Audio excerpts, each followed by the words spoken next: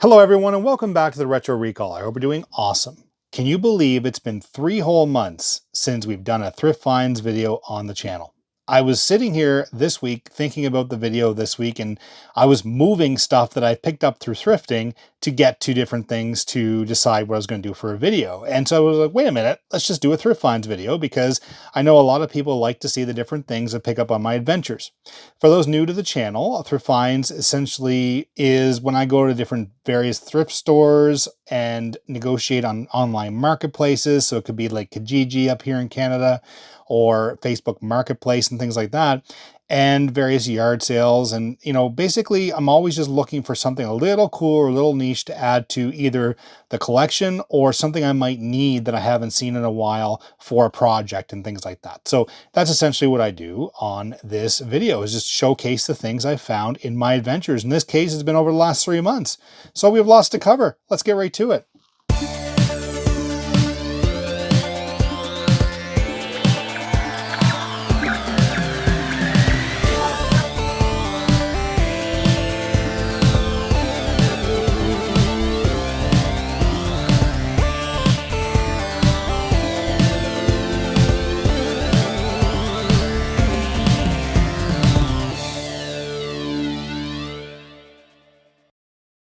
Okay, and the first thing we're going to cover is this book, The Reader's Digest: How to Do Just About Anything on a Computer. And normally I don't pick up books, but this one caught my eye just because of the older type system with the, I would argue that's a CRT, and the older style mouse and beige and all that stuff. When I see this stuff, I think it's really cool.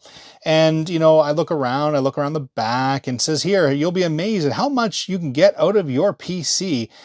Back then, in this case, it's 24 years ago, this book was published in 2000, really going back and looking at some of the other systems back in the day, I like literally looking through this because, today we just, Google it or go on YouTube to see something if we want to learn how to do something. But in this case, people actually, we bought books and we went through it, and they came with cool little pieces of software. In this case, it comes with templates for your projects, clip art, and more. Garden design program, how to do just about anything on a computer. Requires Windows 95, 98, and Microsoft Works Suite 99 or Microsoft Office 97. So yeah, it's just really cool to see these things, in the wild. And, books like this would walk you through, especially, the Reader Digest series. I think there was several different books that pertained to the series, but, all the way from you and your computer, orientation, the internet, practical home projects, troubleshooting, all those good things. But what I really like about these books is that they have actual photos of computers from back in the day. I mean, we have an Epson stylus printer here. We have an, not exactly an IGA monitor, yeah, it looks like IGA monitor. We also have a Keytronic keyboard. We also have LabTech. Remember those speakers? I think that's so cool. And look at this, setting up your computer to be totally ergonomic. Look at the CRT and the big honkin' chonkin' desktop computer there. I think that's so cool to see these things. So generally when I pick up these books, I flip through them, and it's not like I need to know all the information that's in here. I'm pretty sure I know quite a bit of it, but I like to look at the old hardware and what people referred to back in the day. And then of course it goes into the software and the different operating systems and how to use Microsoft Word 97, I just love this.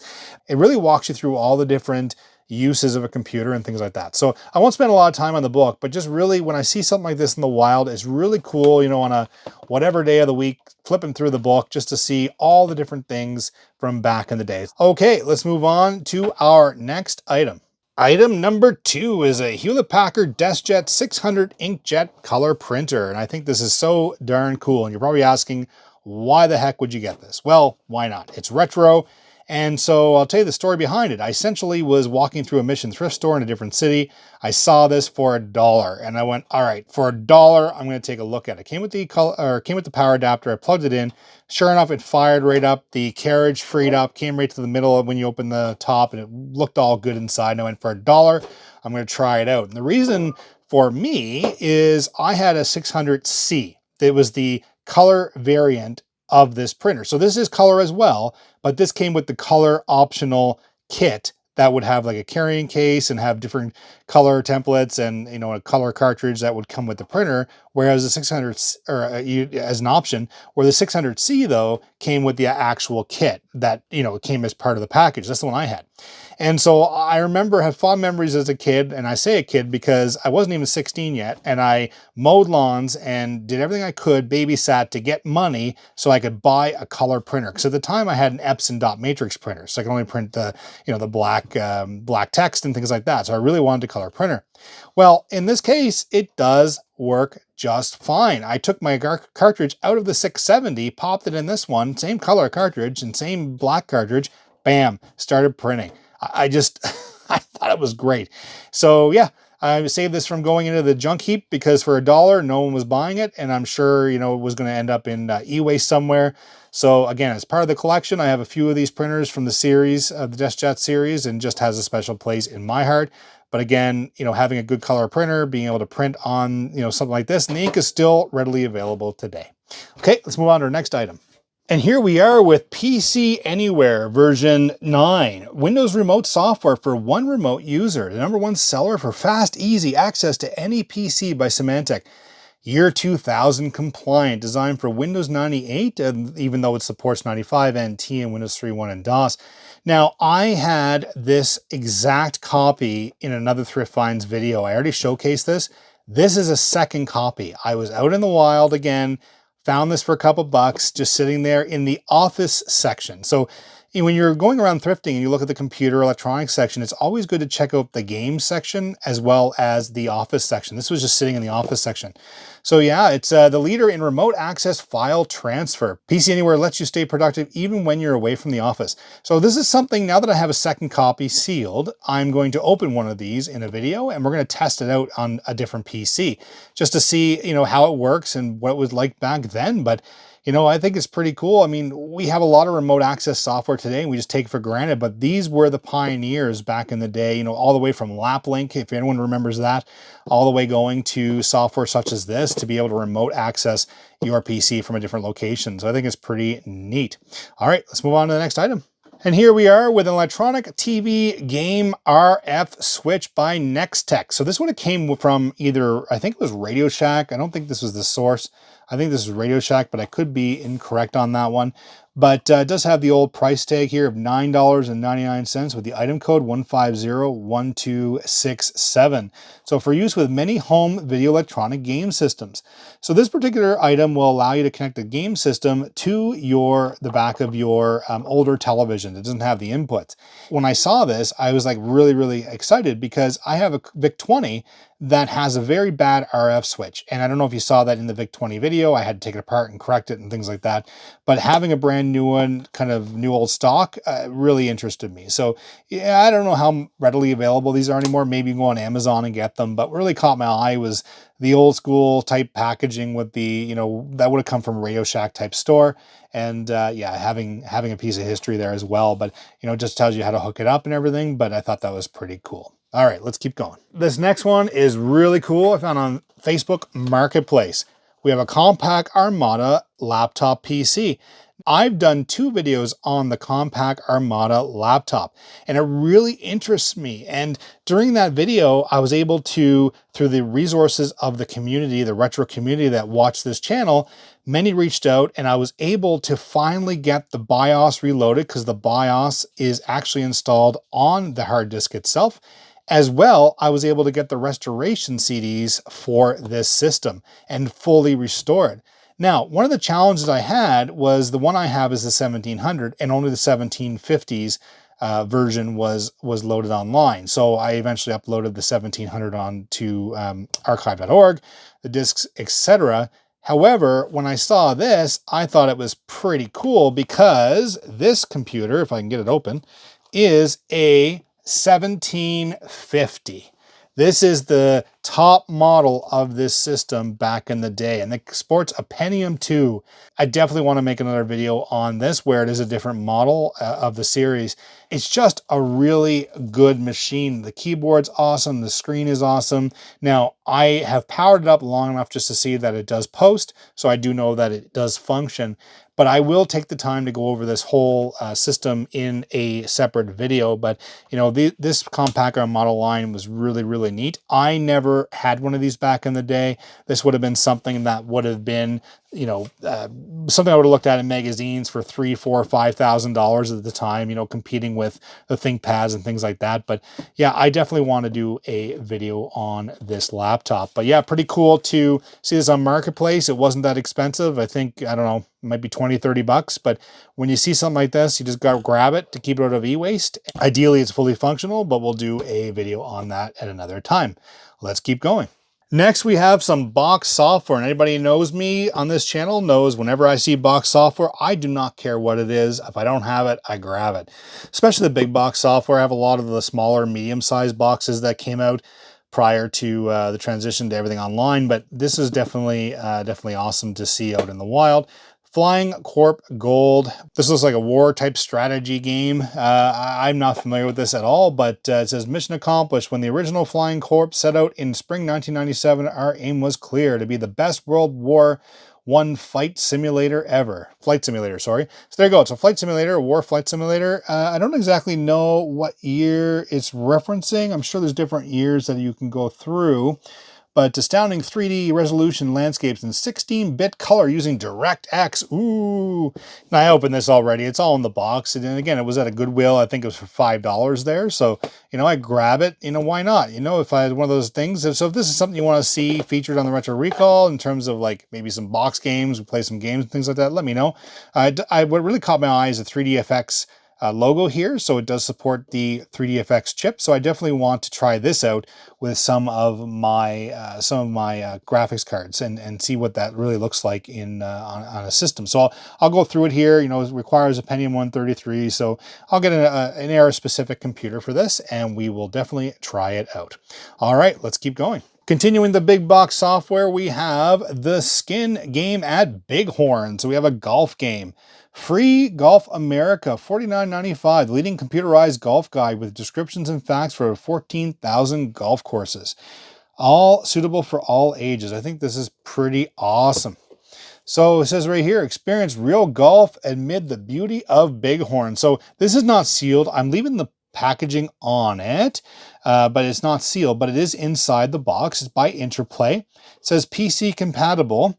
And it says here 486 or better, 33 megahertz CPU, Microsoft Windows 3.1, 6 megabytes of memory, 5 megabytes free of hard disk, and 256 VGA color. So if you have an older 486 computer, you can definitely pop this in and play it. I think it's really cool to have some of this software, era-specific software for older types of hardware to really experience what that was like. Now, I have the Lynx 386 series, Lynx LS, and things like that, and various golf games through the years, just because I have good memories of that growing up. And so when I saw this, I thought that would be pretty cool. But continuing in line with the big box software, we have Photo Explosion Deluxe, the complete digital photo studio. So easy to use, powerful, complete, and much more. So it shows an old style digital camera. I think that's pretty neat. So you can edit your photos, drag and drop simplicity. So you can capture your photos through like a scanner through Twain. You can capture from your different devices, as you can see. Look at the old flip phones. We have our camera phone you can capture from, our DV cameras, different photo printers, our monitor there. You can see all the different things you can do. Plus, it is fully packed with software and a whole bunch of clip art. Remember when clip art was a thing? Dragging and dropping all those different images into your what you were trying to edit. And yeah, I mean, Palm and Pocket PC software included, which I thought was really neat as well. And then of course the different things. So I do have older digital cameras. I do of course have some Palms. I have some older phones. I do have older scanners. So it'd be really cool to pop this in and see what it was like to interact with this software back in the day. So if you got something like this, I mean, this could have cost a couple $100 back in the day, considering, you know, this would really light up your different peripherals that you would have had connected to the computer at the time. But yeah, it's pretty cool. And it says here, designed for Windows XP 2000 ME and 98. And again, big box software, can't say no to it. I don't care. It's coming home. All right, let's keep going. And here we are with a Belkin USB to serial portable adapter. And the reason I picked this up specifically, because I have no real use case. I have older systems that support serial, so it's like, why would I need something like this? Well, the Naboo PC, and if you remember that in one of my older videos, but the Canadian-made Naboo PC, in order to connect it to the newly established, I should say, Naboo network, you do need to have a USB to serial adapter to connect to a newer laptop to run the application, to connect to the internet. And then when it connects, it feeds the information through and makes the Naboo usable. It's been done many times on YouTube. I may or may not do it. I'm not sure yet. But again, it's been done a lot. So that's why I haven't, the Naboo phase has kind of passed a bit. So when I saw this, I thought it was really cool to get because I still want to do that project. And, the Naboo I had was new old stock, fired it up. You saw it on the video, worked great. But to actually load it onto the network that's been restored, really cool to have this to do that. All right, let's keep going. Did someone say big box software? I did. Microsoft Flight Simulator 98, as real as it gets. I did have this exact copy. I begged and begged and begged my parents to take me to Staples at the time, I think it was, or back then it was called Business Depot up here in Canada. I bought this for myself, and I tried to run this on my Pentium 200 computer. What are the requirements? It does say 486DX66. It might have been a Pentium 166 maybe at the time then. Either way, it was really, really choppy, but I just love airplanes. I love the flight simulations. Microsoft Flight Simulator, of course, is awesome. So when I saw this, I just, sealed in box. I had to get it. And I think it was, I don't know, $5 or maybe $10 or $6, I don't know. Anyway, when I saw it sealed, I had to get it, grabbed it, no problem. But you can see over time, you can see the shrink wrap is continuing to shrink. So the box is starting to crush a bit through here. And that's one of the things that I struggle with is as the shrink wrap continues to shrink and it starts to shrink the box is I want to cut the shrink wrap off. But the problem is, of course, you struggle with that a bit. So if anybody knows in the comments if you can fix this or not, let me know, because I have several box copies that are sealed of not just this, but other versions, obviously, of software. But if you know, please let me know down in the comments, because I want to try to fix this. If there's no way to do it, I mean, I'm just going to have to bite the bullet, but again, cool. But this is something I'd like to do on the channel as well as experience. I have several flight simulators, maybe do like a montage of different years or something like that. But yeah, it's really neat to have. All right, let's see what our next item is. The floppy disk. No, the floppy disk is not what the next item is. This guy is. The Sony Digital Mavica. Remember these guys? I mean, you've probably seen different YouTubers doing these in various videos, but I never owned one of these growing up, but I had a friend whose parents had one of these, and I was able to borrow it on them. And it was so cool being able to pop a floppy disk inside the camera and utilize this. Now, I saw this, I think it was at a yard sale. I don't know, it was $5, $10 or something like that. I just grabbed it. It's in the box. It's not all there though. It's missing this battery kit. It says it's included, so I don't exactly have the ability to plug it in and charge it and all that stuff. So I'm hoping it does work. I'm going to order this online. I think you can still get that stuff. And this has been done by different YouTubers. I mean, you've seen this online, different versions and different variations of it and different photos and things like that. But, I want to experience it myself. So I'm going to do that in a different video. But yeah, it's really cool to have seen this at a yard sale. Let's keep going. And here we are with a Mitsubishi, no, not a car, a video monitor. I saw this and I thought this was so darn cool. Now, this was online marketplace. It was in a different city. I mean, you can see it's quite dirty. It needs to be cleaned and smells a little bit too. So I'm gonna have to take it apart and do some cleaning inside. But outside of that, it did power on, and the tube did power up, and we had high voltage and things like that. So I have hopes that this will continue to work. But we do have the Mitsubishi video monitor model M0921, and this is 120 rated for obviously Canada here. And we have our inputs here. So we have, fortunately I have a couple of these laying around, believe it or not. This is the RCA to BNC adapter. So you pop one of these guys in, allows you to hook up the RCA cables to this. So I definitely want to try this out with either like an old VCR. Maybe I'll do an old VCR type video. I know I've been threatening to do that a few times because I have several VCRs and I want to try different ones and get them working. And I also, you know, older game systems and things like that. I know I've been featuring a lot of computer tech hardware on the channel, but I'd like to do something like that as well. But again, you know, take this apart, look inside. It hasn't been plugged in. I've had this for quite a while now, over the last 3 months, but I'd like to go in and take a look and see what kind of shape it's in, see what critters are lying in there, and see what we can do to get this all cleaned up. Okay, let's keep going. Now, speaking of VHS specifically, we have anything I see when it's sealed VHS tapes, I grab them. I don't care of the brand. I don't care of the length of the tape. I don't care of the quality. I grab them. I mean, they're not made anymore. So when I see them specifically sealed in this condition, I grab them.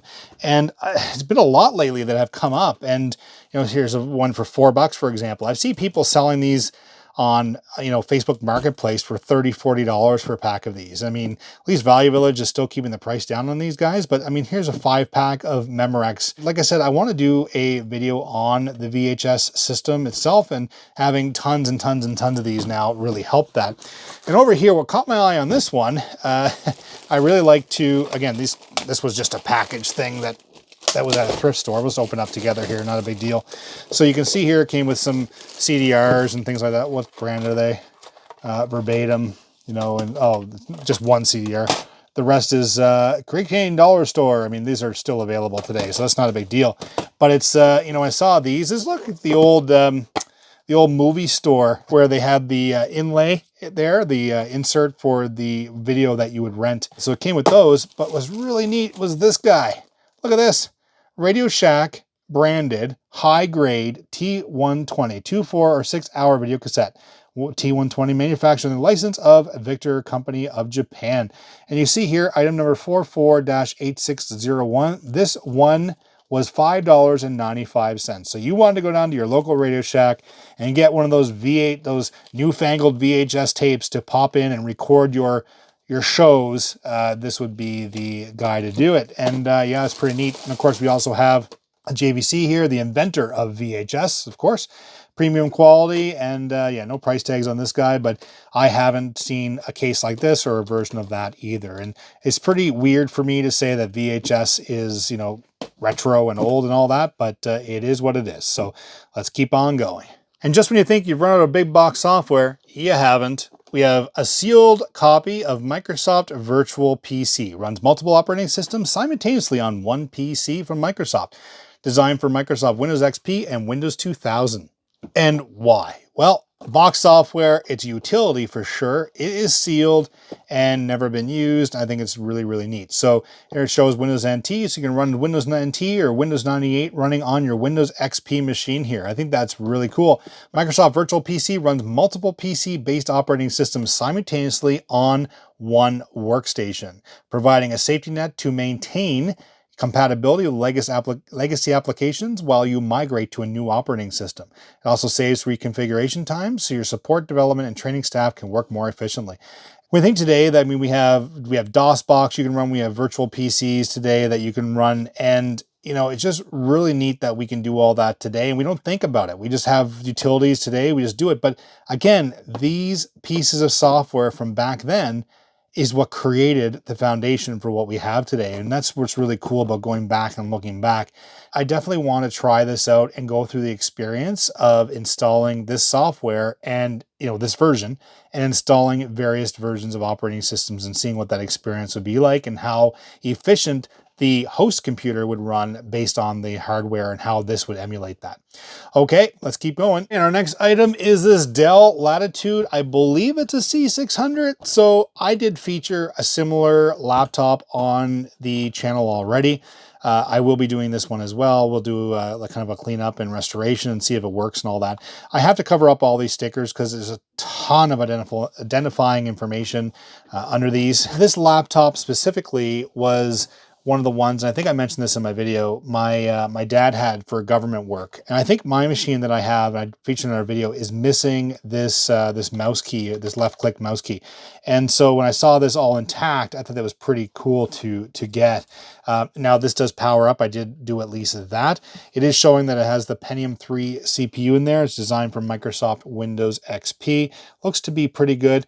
I think the other one, just by looking at this screen, I think the other one had an issue with the LCD panel. So it'd be interesting to see if there's any issues with this. I think there was some color bleed or what have you going on. And I think, you know, based on the posts that were made on that other video, that people are saying that, you know, time is ticking and unfortunately these panels are going bad. But really neat to find while you're out thrifting and looking around. We'll keep on going and see what else we found.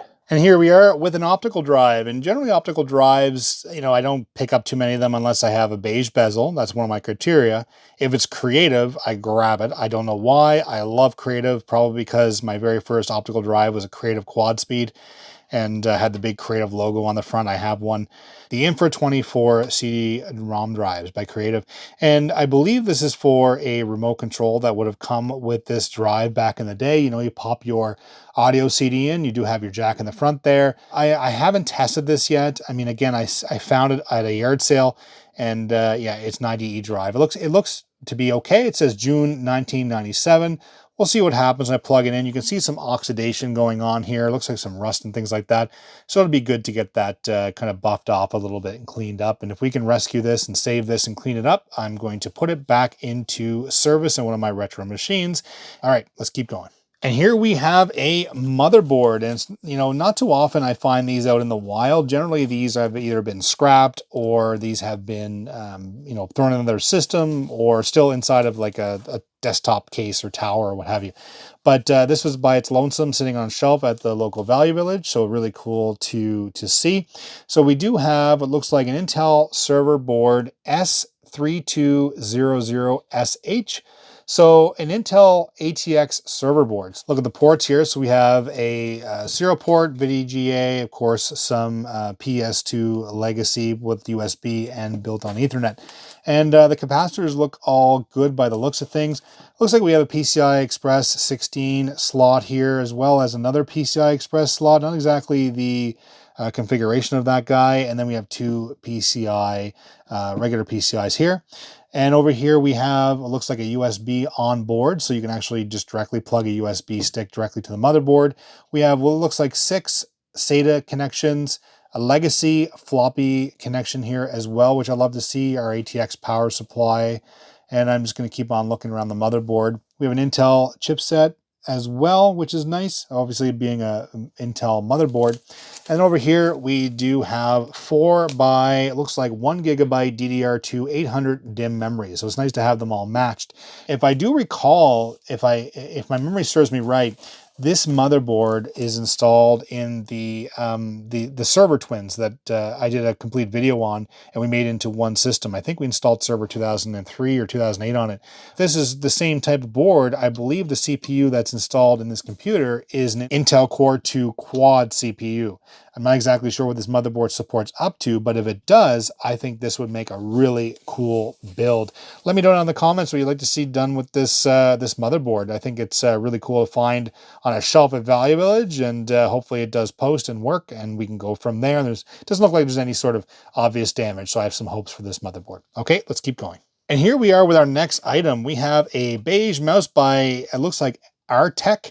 3-button mouse. It looks like a 25-pin serial mouse versus the other standard 9-pin that we have. So not too often you see these, to be quite honest with you. And then of course we have the good old-fashioned ball. And anybody watching this has never seen this, that are used to all those lasers. That's what we had to deal with. You know, we had the ball and there's lots of dirt on those wheels, and that's what it sensed. So you had to go in and clean that out constantly because it was always picking up dirt in order for you to continue to track. But I mean, it is in really good shape. When I saw this, I just had to grab it.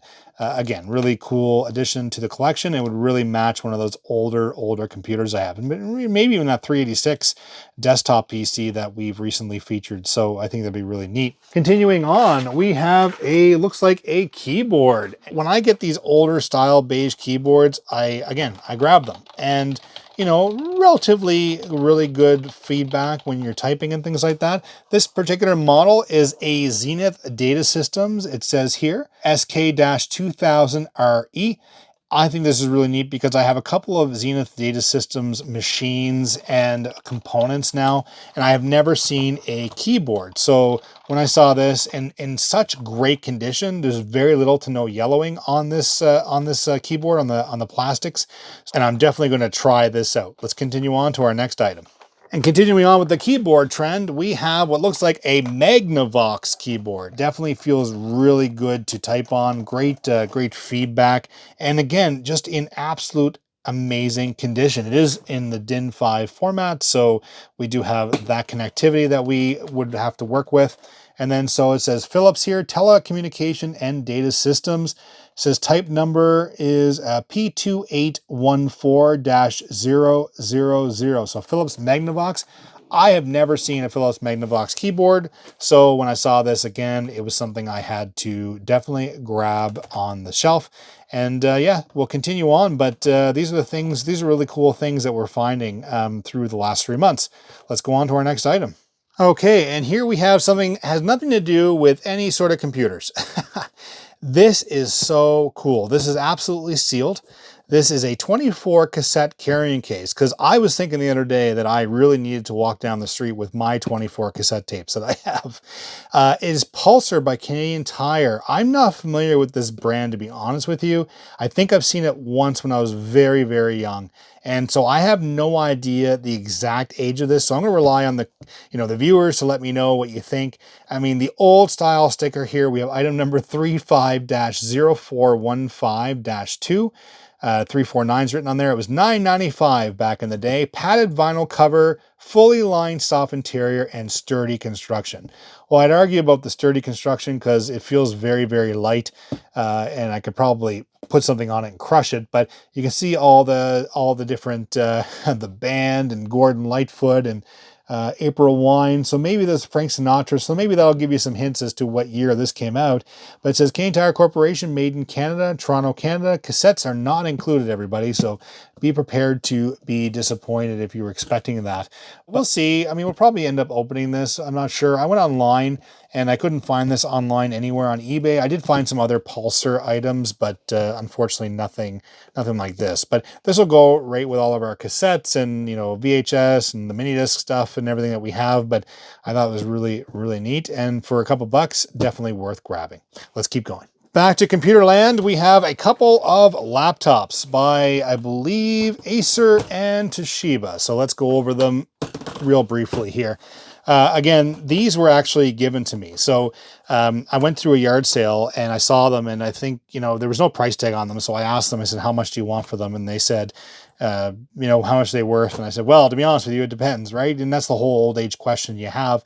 And they said, quite frankly, they were going to throw them in the garbage anyway, so take them. Because I explained to them I have a YouTube channel and I like to showcase these older machines on YouTube. So back in the day, Acer had a good and bad rap. I mean, everybody, when you talk about Acer, a lot of people say they were junk. Other people, I never had any problem with Acer, Open. I had a lot of their peripherals and things like that, and I always found it worked really well. So you can see it has a whole front media interface in the front of this laptop, USB in the front as well. Well, it looks like our two speakers. We're going to go over this whole laptop in a separate video, but in decent shape. I mean, it looks like the batteries here, it's not bulging or anything like that, which is nice. Our VGA output, and on the bottom we do have a Windows XP home key. The model is an Acer TravelMate. It says manufactured May of 2008. Look at that. So we have TravelMate 2312LCI_L is the model of this machine. Yeah, I'm not familiar with the TravelMate series. Overall, looks to be really good shape for one of these machines. But it looks like we have the Intel Celeron M. I mean, Celeron was already bad enough, but to make it a mobile processor, that should be interesting to utilize. We have our trackpad here with our mouse buttons. It says designed for Windows XP. Obviously, we saw that on the bottom. We've kind of this curved keyboard, probably for ergonomics. If we're able to get this going, I mean, the LCD panel looks to be in good shape. It doesn't seem to be any cracks on it or anything like that. So yeah, if we can get this going, I think it'll be pretty neat to showcase this in a video. We have a Toshiba. I believe it's probably a satellite because most of their machines are. It looks like I remember these from back in the day. So it looks like we have a Toshiba. Let's see in the back. We have Toshiba Satellite L500D-00T. And it shows that we have Vista Home Premium OEM as our key. So Vista would have been installed on this machine. At least I think so. There's that glossy screen again. I absolutely hate the gloss on these screens. It looks like we have a webcam up top here. It looks to be in good shape as well.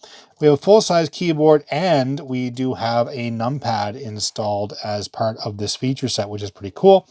Looks like we have AMD Athlon X2 64 with ATI Radeon graphics and Windows Vista. So this will be another machine that'll be really neat to explore, get all cleaned up. I was never a fan of the later Toshiba machines, to be honest with you, so it'll be an experience seeing if we can get this up and running. I have numerous power cords. These didn't come with them that I can try. If not, I definitely have some friends that have adapters and things like that. So we'll get this all up and running for sure. Hopefully it will post and go from there. Okay, let's move on to our last two items. And here's our second last item. We have a Compaq Deskpro 386S20N desktop PC. I just love these Compaqs. The older they are, I love them. And I have a couple of desktops now that are Compaq branded. This particular machine came from an online marketplace. Unfortunately, it will not power up. I was told it won't power up. I tried powering up, it wouldn't power up. I contacted a friend of mine and we checked out the inside, some fishy little areas inside of the power supply. So we're going to take the different components and do some testing live together to see if we can get that, get this machine up and running, because the rest of the components inside the chassis look perfect. So it's just that power supply. And I was told to go out and get one of these guys, these little testers, so you're able to test different components of the power supply. And I mean, these are readily available on Amazon, and I thought that was pretty darn neat. It was a pain in the butt to build that case for it that it came with, but again, I guess these are worth their weight in gold in terms of testing, so we're going to be doing that together. So it's just really neat to have, and it also adds to new projects for the Retro Recall. Now that said, this also came with it, which is awesome. The matching keyboard, the matching PS2 keyboard. It is absolutely filthy. The dirty keyboard. I just ended up getting one of those key extractors as well, so we can start to take these apart and clean them. I definitely want to get this up and running, the system, and get it cleaned up, because I think I have a matching monitor with that older logo there as well. All right, let's move on to our final item. And our final item is this desktop PC that I got at Value Village. I think it was $19.99, so 20 bucks for a PC. And normally I don't buy these towers from Value Village. I just don't. I have a source that I can get these from that really helps me in locating these older systems. But when I saw this, I had a coupon, one of those, filled with survey things. And I saw this and I thought it was really cool. It says Acer Multimedia Desktop. It still has the plastic on the thing, on all this piano black stuff that we love so much on the channel. But you can see that it still has all the plastic, so it's protected. We have a media expansion bay, optical disc bays. I don't know if they're populated. Let me see if I get my finger in there. It's probably going to be hard to do real quick. Yeah, I don't think I'm going to be able to get my finger in there, but I want to see if those are populated. I'm not sure. We're going to have to do a video on this. And then so we have our media expansion bay. It says Dolby Home Theater AM570-5720A is the model. It says Intel Core 2 Quad Q8200 CPU with 4 gigabytes of DDR2 memory, 640 gigabyte SATA hard disk, super multi-drive, and McAfee Internet Total Security or whatever. So it says 14-in-1 card reader, Windows Vista Home, and the Core 2 logo on the front. And normally I'm not a big guy to go for the Core 2s because I still find that they're a bit newer. but there's still a lot of fun you can have with the Core 2s. I just featured that in my most recent video with the Dell 530, is that if you upgrade them to a certain point, you can still use those older Core 2s running Windows 10 on today's internet or even Linux distros. And I think it's so neat. So when I see something like this, I think it's pretty cool. All right, that is a lot of stuff over the last 3 months. Let's go to our outro. And here we are at the end with everything that we found over the last 3 months for this awesome Thrift Finds video. Everything from laptops to desktops to printers, peripherals, really cool monitors, software, really cool retro audio stuff. I think this is so neat. And I love going on the hunt for these sort of things. And again, the key is don't pay a lot for this stuff. Look around, be patient. Hopefully you have areas that do still have these sort of things. You just got to look, you got to keep your eyes open, keep looking, and you too can experience this older retro tech. And yeah, I'm just really excited to have all of this as part of the Retro Recall, as part of the overall collection. And we're going to be seeing a lot more of this stuff in future videos. That said, if you liked today's video, please give it a thumbs up. If you haven't already, please hit that subscribe button. Helps the channel grow, tells YouTube that you're liking what you're seeing. Hit the notification button, change it to all. You'll be notified of new content such as this. Please leave a comment down below. Please let me know if you've owned any of this equipment, any of this cool tech that you've seen, any of the advice like I was asking about the drive, etc. Let me know about all this in the comments. I respond to absolutely every comment. I love the interaction on the channel. Always making new content. We'll see you in the next video. Bye-bye.